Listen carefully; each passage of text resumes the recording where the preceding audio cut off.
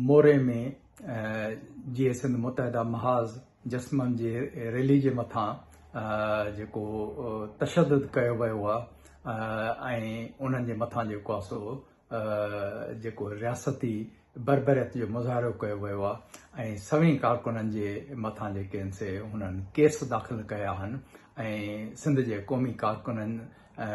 जे ख़िलाफ़ जेको आहे सो हुननि ऑपरेशन शुरू कयो आहे उन जी असां वर्ल्ड सिंधी कांग्रेस जे तरफ़ां सख़्तु लफ़्ज़नि में मज़म्मत कयूं था। ही जेकी जदोजहद हले थी सिंध जे क़ौमी कारकुननि जी थ्रू आउट सिंध जेके असां उन खां अवल जेको आहे सो हिननि जी सिंध क़ौमी महाज़ आरीसर जे रैली जे मथां जेको आहे सो हिननि कराची में तशद्दुद कयो पर उन जे बावजूद बि सभई हज़ारनि जे तइदाद में जेके असां कारकुननि शिरकत कई ऐं जेको आहे सो उहा जेके असां भरपूर तरीक़े सां हुननि जो लॉन्ग मार्च जेको सखर खां हलियो ऐं कराची में एंड थियो उहो भरपूर तरीक़े सां कामयाबु थियो। ही सिंधू दरिया जे मथां जेको धाड़ो हयो थो वञे ऐं उन में जेके आहिनि से जेके आहिनि से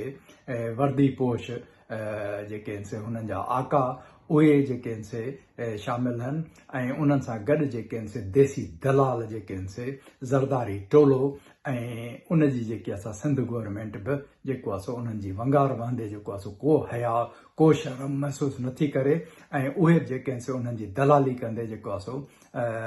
को बि जेको आहे सो शर्म महसूसु नथा कनि ऐं इहे दलाल ऐं गद्दार जेके आहिनि से सिंध तारीख़ में केतिरा ई दफ़ा ॾिठा आहिनि।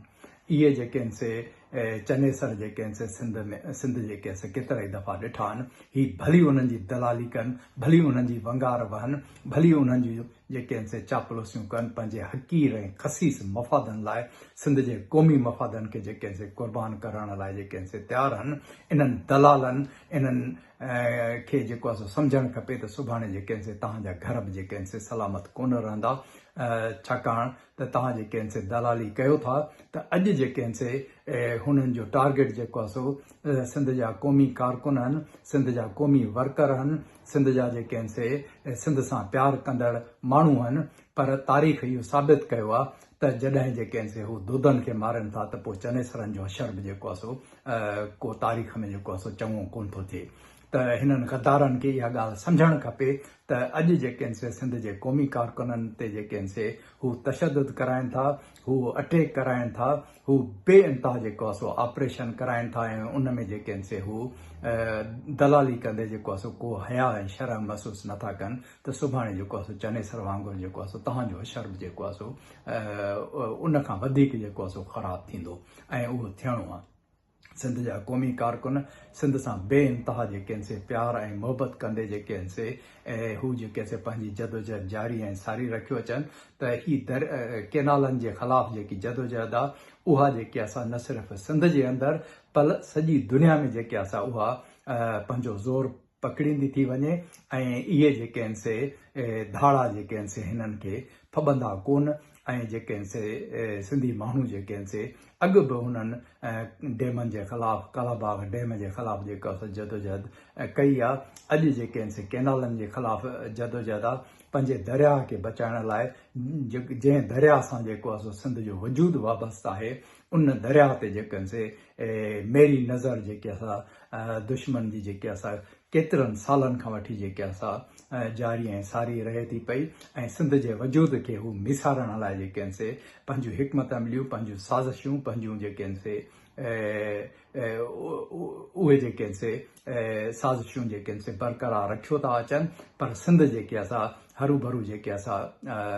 गिदड़नि कोन खाधी आहे जो सिंध जेके असां हाणे जेको आहे सो चुप करे वेहे ऐं इन हेॾी सारी वेसाघाती ते ख़ामोश रहे कारपोरेट फार्मिंग जे नाले में जेके आहिनि से सिंध जूं ज़मीनूं जेके आहिनि से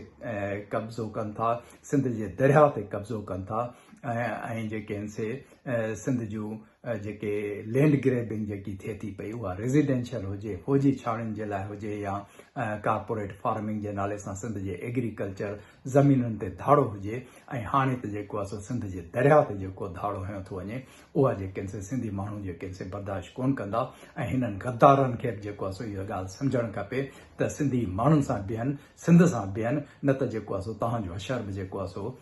को चने असर खां चङो कोन थींदो उन खां बि वधीक ख़राबु थींदो छाकाणि त अॼु जेके आहिनि से पंहिंजनि माण्हुनि सां गॾु जेकॾहिं तव्हां न बीठो दुश्मन सां गॾु बीठो त सुभाणे जेको आहे सो इहो दुश्मन अॼु जे सिंध जे मोहबे वतन माण्हुनि खे मारण खां पोइ सिंध जे गद्दारनि सां बि जेको आहे सो को चङो असरु कोन कंदो उन्हनि जो बि जेको आहे सो बुरो असरु थींदो त इहा जदोजहद जेके असां अॼु जारी आहे ऐं जेके आहिनि से असां वर्ल्ड सिंधी कांग्रेस जे तरफ़ां सॼी दुनिया में जेको आहे सो मुज़ाहिरनि जो ऐलान कयो आहे ऐं मार्च जे महीने में जेको आहे सो असां इन्हनि केनालनि जे ख़िलाफ़ु जेको आहे सो जेनीवा में मुज़ाहिरो कयूं था ऐं यूनाइटेड नेशन्स जे इजलासनि में जेको आहे सो ऐं इंटरनेशनल इदारनि खे जेको आहे सो इन वेसाघाती जे जेके सिंध जे ख़िलाफ़ु थिए थी पई उन लाइ जेको आहे सो आगाह कंदासूं